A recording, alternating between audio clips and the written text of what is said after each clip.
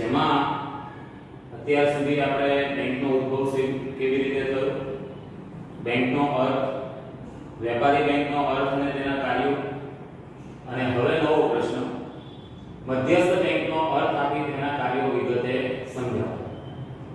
દુનિયાના દરેક દેશની અંદર કોઈ એક એવી સર્વોચ્ચ બેંક હોય છે કે જે દેશની તમામ બેંકો પર નિયંત્રણ રાખે છે, દેખરેખ રાખે છે, બેન્કિંગ પ્રવૃત્તિઓને પ્રોત્સાહિત કરવાનું કામ કરે છે. આ ઉપરાંત દેશમાં જે કંઈ પણ ચલણી નાણાં છે એ ચલણી નાણાંમાં અને નાણાકીય વ્યવસ્થામાં લોકોનો ભરોસો ટકી રહે, વિશ્વાસ ટકી રહે તે માટેના પ્રયત્નો કરે છે. અમેરિકાની અંદર અમેરિકન ફેડરલ રિઝર્વ સિસ્ટમ, ઇંગ્લેન્ડમાં બેંક ઓફ ઇંગ્લેન્ડ, જાપાનમાં બેંક ઓફ જાપાન, આ એ દેશોની મધ્યસ્થ બેંકો છે. આપણા દેશની મધ્યસ્થ બેંક છે રિઝર્વ બેંક ઓફ ઇન્ડિયા. ભારતની મધ્યસ્થ બેંક છે રિઝર્વ બેંક ઓફ ઇન્ડિયા. તો મધ્યસ્થ બેંકની જે કંઈ પણ જવાબદારી છે, જે કંઈ પણ કાર્યો છે એને ધ્યાનમાં રાખીને પ્રોફેસર આરપી કેન્ટ એને મધ્યસ્થ બેંકની વ્યાખ્યા આપી છે. એક માર્કમાં પૂછાય કે મધ્યસ્થ બેંકની વ્યાખ્યા આપો અથવા અર્થ લખો તો તમારે આ લખવાનું કે મધ્યસ્થ બેંક એટલે એવી સંસ્થા કે જેને દેશના સામાન્ય હિત માટે, દેશની આર્થિક પ્રગતિ માટે, દેશના લોકોનો રોજબરોજનું જે કંઈ પણ આર્થિક જગત છે એના જે વ્યવહારો છે એ વ્યવહારો સરળતાથી ચાલે તે માટે અર્થતંત્રમાં નાણાંના જથ્થાના વિસ્તરણ અને સંકોચનની જવાબદારી સોંપવામાં આવી હોય. મધ્યસ્થ બેંક એટલે એવી સંસ્થા કે જેને દેશના સામાન્ય હિત માટે અર્થતંત્રમાં નાણાંના જથ્થાના વિસ્તરણ અને સંકોચનની જવાબદારી સોંપવામાં આવી હોય. જ્યારે અર્થતંત્રની અંદર મંદી હોય તો ત્યારે અર્થતંત્રમાં નાણાંના જથ્થાનું વિસ્તરણ કરવું પડે, તો એ માટેના તમામ પગલાઓ મધ્યસ્થ બેંક લે. જ્યારે અર્થતંત્રમાં ફુગાવો હોય તો ત્યારે અર્થતંત્રમાં નાણાંના જથ્થાને સંકોચિત કરવું પડે, તો એ સંકોચનની જવાબદારી કોણ? મધ્યસ્થ બેંક નિભાવે.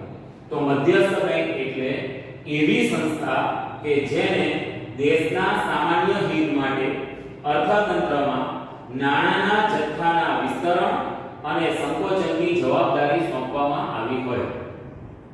મધ્યસ્થ બેંક એટલે એવી સંસ્થા કે જેને દેશના સામાન્ય હિત માટે નાણાંના જથ્થાના વિસ્તરણ અને સંકોચનની જવાબદારી સોંપવામાં આવી હોય. દેશના બેન્કિંગ માળખામાં મધ્યસ્થ બેંક એ સર્વોચ્ચ સત્તા ધરાવતી હોય છે. એને સર્વોચ્ચ બેંક તરીકે પણ ઓળખવામાં આવે છે, જેને અંગ્રેજીમાં એપેક્સ બેંક કહેવાય. આ મધ્યસ્થ બેંક દેશની અંદર નાણાં બજાર તથા બેન્કિંગ ક્ષેત્રને મદદ કરે છે, એમની પ્રવૃત્તિઓને નિયંત્રિત કરે છે અને સતત બેન્કિંગ ક્ષેત્રનો, નાણાં બજારનો વિકાસ થાય તે માટે તેમને પ્રોત્સાહન આપે છે. સાથે સાથે દેશનો આર્થિક વિકાસ ઝડપી બને, દેશની આર્થિક નીતિઓના અમલ માટે સરકારને સરળતા રહે તે માટે એ દેશમાં નાણાકીય સ્થિરતા જાળવવાનું કામ પણ કરે છે. તો મધ્યસ્થ બેંક એ દેશની એવી સર્વોચ્ચ બેંક છે કે જે દેશના આર્થિક હિત માટે, સામાન્ય પ્રજાના હેતુઓ માટે દેશની અંદર નાણાકીય અને આર્થિક સ્થિરતા જાળવવાનું અને બેન્કિંગ ક્ષેત્રના વિકાસનું કામ કરે છે.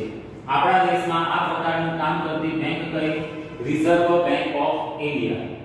ભારતમાં મધ્યસ્થ બેંકની સ્થાપના 1 એપ્રિલ 1935 ના રોજ, ભારતમાં મધ્યસ્થ બેંકની સ્થાપના 1 એપ્રિલ 1935 ના રોજ 1934 ના આરબીઆઈ ધારા મુજબ ₹5 કરોડની ખાનગી મૂડીથી થયેલી હતી. ફરી આખી વાત બોલું છું, બરાબર ધ્યાનથી સાંભળજો. રિઝર્વ બેંક ઓફ ઇન્ડિયાની સ્થાપના 1 એપ્રિલ 1935 ના રોજ 1934 ના આરબીઆઈ ધારા મુજબ ₹5 કરોડની ખાનગી મૂડીથી સ્થપાયેલી હતી. એટલે જ્યારે રિઝર્વ બેંક ઓફ ઇન્ડિયાની સ્થાપના કરવામાં આવી આવી ત્યારે આરબીઆઈ એક ખાનગી માલિકીની બેંક હતી. Reserve bank of India 1 April 1935 ના રોજ સ્થપાઈ ત્યારે તે ખાનગી માલિકીની હતી. 1947 માં દેશને આઝાદી મળ્યા બાદ 1 જાન્યુઆરી 1949 ના રોજ આ રિઝર્વ બેંક ઓફ ઇન્ડિયાનું રાષ્ટ્રીયકરણ કરવામાં આવ્યું. રાષ્ટ્રીયકરણ કોને કહેવાય? તો કે ભાઈ ખાનગી ક્ષેત્રની માલિકી સરકારને સોંપવામાં આવે તો તેને રાષ્ટ્રીયકરણ કર્યું કહેવાય. તો રિઝર્વ બેંક ઓફ ઇન્ડિયાની માલિકી કે જે પહેલા ખાનગી ક્ષેત્ર પાસે હતી એ સરકારને ક્યારે આપવામાં આવી, એટલે કે એનું રાષ્ટ્રીયકરણ ક્યારે કરવામાં આવ્યું? 1 જાન્યુઆરી 1949 ના રોજ. તો બે સવાલ થયા તમારા. આરબીઆઈ ની સ્થાપના ક્યારે કરવામાં આવી? 1 એપ્રિલ 1935 ના રોજ. 1934 ના આરબીઆઈ ધારા મુજબ. અને આરબીઆઈ નું રાષ્ટ્રીયકરણ ક્યારે કરવામાં આવ્યું?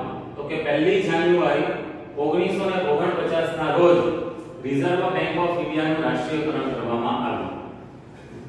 દેશની મધ્યસ્થ બેંક તરીકે આરબીઆઈ જે કંઈ પણ કાર્યો કરે છે એ કાર્યોને બે ભાગમાં વહેંચવામાં આવે છે.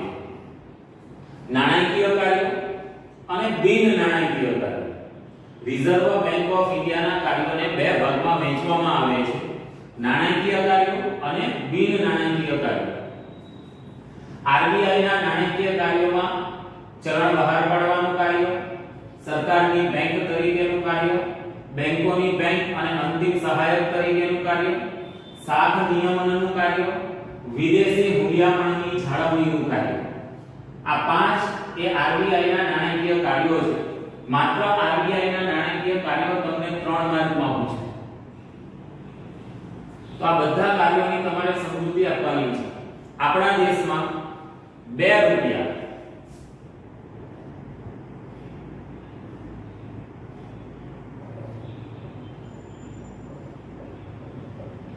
કે તેથી વધુની ચલણી નોટ, 2 રૂપિયા કે તેથી વધુની ચલણી નોટ છાપવાનું અને બહાર પાડવાનું કામ રિઝર્વ બેંક ઓફ ઇન્ડિયા કરે. દેશમાં ચલણી નાણાં બહાર પાડવા માટેનો સંપૂર્ણ ઇજારો, monopoly reserve bank of India પાસે છે. એની પાસે જ આ સત્તા છે. બીજી કોઈ પણ સંસ્થા કે વ્યક્તિ આ કામ કરી શકતી નથી. તો 2 રૂપિયા કે તેથી વધુની ચલણી નોટ, 2 રૂપિયા, 5 રૂપિયા, 10 રૂપિયા, 20 રૂપિયા, 50 રૂપિયા, 100 રૂપિયા, 200 રૂપિયા, 500 રૂપિયા અને 2000 રૂપિયા. આટલી ચલણી નોટ બહાર પાડવાનું કામ રિઝર્વ બેંક ઓફ ઇન્ડિયા કરે. 1 રૂપિયાની ચલણી નોટ અને તમામ પ્રકારના ચલણી સિક્કા, બરાબર યાદ રાખજો. રૂપિયા 1ની ચલણી નોટ એ રિઝર્વ બેંક બહાર પાડતી નથી. 1 રૂપિયાની ચલણી નોટ ભારત સરકારનું નાણાં ખાતું બહાર પાડે છે.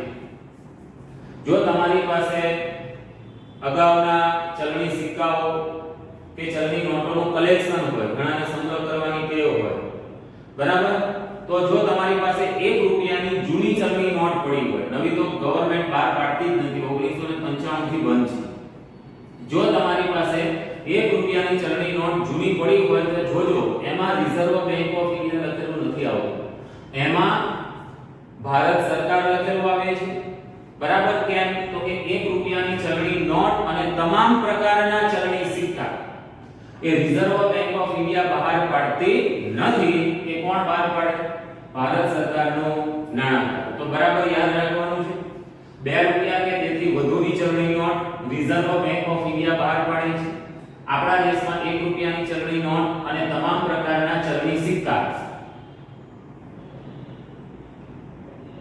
1 રૂપિયાની ચલણી નોટ અને તમામ પ્રકારના ચલણી સિક્કા ભારત સરકારનું નાણાં ખાતું બહાર પાડે છે. દેશની અંદર ચીજ વસ્તુઓ, સેવાઓનું ઉત્પાદન અને આર્થિક પ્રવૃત્તિ માટે જરૂરી નાણાંનો પુરવઠો રહે તેવી રીતે આરબીઆઈ ચલણી નાણું બહાર પાડે. આપણને ઘણી વખત એવું થાય કે ભાઈ આરબીઆઈ ચલણી નોટ છાપવાની છે તો રાત દિવસ ટંકસાળ ચલણી નોટ છાપવાના મશીનો ચલાવીને બરાબર લોકોને પૈસા આપી દે તો દેશમાં ગરીબી જેવું રહે નહીં. પણ એ વસ્તુ શક્ય નથી. કેમ? તો કે અર્થતંત્રમાં લોકોની પાસે વસ્તુઓ કે સેવાઓ કરતા નાણાં વધી જાય ત્યારે એવા નાણાંનું કોઈ મૂલ્ય રહેતું નથી. એવા નાણાં ચલણમાં કાગળિયા જ બની જાય છે. એટલે હંમેશા દેશની અંદર ઉપલબ્ધ વસ્તુઓ, સેવાઓ, આર્થિક પ્રવૃત્તિઓ, ઉત્પાદન ને ધ્યાનમાં રાખીને એની સામે નાણાંનો જથ્થો પૂરતા પ્રમાણમાં રહે, વધુ કે ઓછો ન રહે તેવી રીતે આરબીઆઈ દેશની અંદર ચલણી નાણાંના જથ્થાનું વિસ્તરણ અને સંકોચન કરે છે. તો પહેલું મહત્વનું કાર્ય છે આરબીઆઈ નું કે આરબીઆઈ દેશમાં ચલણી નાણું બહાર પાડે છે. 2 રૂપિયા કે તેથી વધુની ચલણી નોટ આરબીઆઈ દ્વારા બહાર પાડવામાં આવે છે, જ્યારે 1 રૂપિયાની ચલણી નોટ અને તમામ પ્રકારના ચલણી સિક્કા ભારત સરકારનું નાણાં ખાતું બહાર પાડે છે. બીજું છે સરકારની બેંક તરીકેનું કાર્ય. જેમ સામાન્ય માણસને પોતાના રોજબરોજના નાણાકીય લેવડ-દેવડના વ્યવહારો કરવા માટે બેંકની સગવડની જરૂર પડે છે, એવી જ રીતે સરકારને પણ પોતાના ખાતાઓનો વહીવટ કરવા, કરવેરા ઉઘરાવવા, પ્રજા કલ્યાણના કાર્યો અને તેની ચૂકવણીઓ કરવા માટે બેંકની જરૂર પડે. તો reserve bank of India RBI એ સરકારની બેંક તરીકે કામ કરે છે. સરકારના એજન્ટ તરીકે, તેના સલાહકાર તરીકે અને માર્ગદર્શક તરીકેનું કામ આરબીઆઈ કરે છે. આરબીઆઈ સરકારના એજન્ટ વતી, સરકારના એજન્ટ તરીકે, આરબીઆઈ સરકારના એજન્ટ તરીકે, પછી એ કેન્દ્ર સરકાર હોય કે રાજ્ય સરકાર હોય, કેન્દ્ર સરકાર કે રાજ્ય સરકારના એજન્ટ તરીકે સરકારી ખાતાઓનો વહીવટ સંભાળે છે, ચલણી સિક્કા બહાર પાડવાનું કામ કરે છે, સરકાર દ્વારા બહાર પાડવામાં આવતા હોય તેવા બોન્ડનો વહીવટ કરે છે, અને જ્યારે પણ સરકારને નાણાકીય મદદની જરૂર પડે ત્યારે આરબીઆઈ સરકારને ધિરાણ આપવાનું કાર્ય પણ કરે છે. આમ આરબીઆઈ એ સરકારની બેંક તરીકેનું કામ કરે. ત્રીજું છે બેંકોની બેંક અને અંતિમ સહાયક. વ્યાખ્યામાં જ આપણે એવું કીધું છે કે રિઝર્વ બેંક ઓફ ઇન્ડિયા એ દેશની સર્વોચ્ચ બેંક છે, જે દેશની બાકીની તમામ બેંકો પર નિયંત્રણ અને દેખરેખ રાખવાનું કાર્ય કરે છે. દેશમાં ચાલતી તમામ વેપારી બેંકોની રોકડ અનામતો સાચવે છે. દેશમાં ચાલતી તમામ વેપારી બેંકોની રોકડ અનામતનું સંચાલન કરે છે. નંબર 2, વેપારી બેંકોના કામકાજના નિયમો તૈયાર કરે છે. નંબર 3, વેપારી બેંકોની ધિરાણ અંગેની નીતિ નક્કી કરે છે. અને નંબર 4, વેપારી બેંકોએ પોતાના ખાતેદારોને એમની થાપણ પર કેટલા ટકા વ્યાજ આપવાનું અને ધિરાણ પર કેટલા ટકા વ્યાજ લેવાનું એ વ્યાજના દર આદેશિત કરવાનું કામ આરબીઆઈ કરે છે. ટૂંકમાં આરબીઆઈ દેશની બેન્કિંગ વ્યવસ્થાને સાચવવા માટે તમામ બેંકોની બેંક તરીકે બેંકો પર નિયંત્રણ રાખે છે. એટલું જ નહીં, શિડ્યુલ્ડ બેંક એટલે કે 1934 ના આરબીઆઈ ધારાની બીજી અનુસૂચિમાં સ્થાન પામી હોય તેવી બેંકો જ્યારે પણ નાણાકીય કટોકટી અનુભવે, નાણાકીય મુશ્કેલી અનુભવે ત્યારે રિઝર્વ બેંક ઓફ ઇન્ડિયા તેમને અંતિમ સહાયક તરીકે, મતલબ એવો થાય કે જો વેપારી બેંકોને બીજે ક્યાંયથી નાણાકીય મદદ મળતી નથી તો ત્યારે વેપારી બેંકોની નાણાકીય સ્થિરતા જાળવવા માટે, એ નાણાકીય કટોકટીમાંથી વેપારી બેંકને બહાર લાવવા માટે રિઝર્વ બેંક ઓફ ઇન્ડિયા તેમને અંતિમ સહાયક તરીકે મદદ કરે છે. ચોથું નાણાકીય કાર્ય છે શાખ નિયમનનું. વેપારી બેંકો પ્રાથમિક થાપણોનું ધિરાણ કરીને શાખ સર્જનની પ્રવૃત્તિ કરે. તો આ વેપારી બેંકોની જે શાખ સર્જનની પ્રવૃત્તિ છે, એ શાખ સર્જનની પ્રવૃત્તિ પર વિવિધ નાણાકીય નીતિના સાધનો દ્વારા આરબીઆઈ નિયમન મૂકે છે. ફરી વેપારી બેંક શાક સર્જનની પ્રવૃત્તિ કરે છે. અર્થતંત્રની પરિસ્થિતિને ધ્યાનમાં રાખીને આરબીઆઈ નાણાકીય નીતિના જુદા જુદા સાધનો દ્વારા વેપારી બેંકોની આ શાક સર્જનની પ્રવૃત્તિ ઉપર આરબીઆઈ નિયંત્રણ કરે. આમ આરબીઆઈ શાક નિયમનનું કાર્ય કરે કે જેથી કરીને અર્થતંત્રની અંદર નાણાકીય સ્થિરતા જળવાઈ રહે. પાંચમી બાબત છે વિદેશી મૂડીયામણની જાળવણીનું કાર્ય. અન્ય દેશ સાથેના જે કંઈ પણ આપણા આર્થિક લેવડ-દેવડના વ્યવહારો છે, વિદેશ વેપાર છે, એ વિદેશ વેપારમાં એટલે કે આંતરરાષ્ટ્રીય બજારમાં ભારતીય ચલણ રૂપિયાનું મૂલ્ય સ્થિરતાપૂર્વક જળવાઈ રહે એ જાળવવાનું કામ આરબીઆઈ કરે. 1991 પહેલા અન્ય દેશની સામે ભારતીય ચલણ રૂપિયાનું મૂલ્ય જેને કહેવાય વિનિમય મૂલ્ય અથવા તો હુંડિયામણ દર, એક દેશના ચલણનું બીજા દેશના ચલણમાં રૂપાંતર કરવા માટેનો દર એને વિનિમય દર અથવા તો હુંડિયામણનો દર કહેવાય. તો 1991 પહેલા વિનિમય દર એટલે કે હુંડિયામણ દર સરકાર દ્વારા નક્કી થતો હતો અને સરકાર વતી કોણ નક્કી કરતું તો કે આરબીઆઈ નક્કી. 1991 પછી આ હુંડિયામણ દર મુક્ત કરવામાં આવ્યો. આવી પરિસ્થિતિમાં બજારના પરિબળો દ્વારા હુંડિયામણનો દર નક્કી થતો હોય તો ત્યારે આરબીઆઈ વિદેશી ચલણનો પુરવઠો અનામતની જાળવણી કરીને હુંડિયામણ દરને સ્થિર રાખવાનો પ્રયત્ન કરે.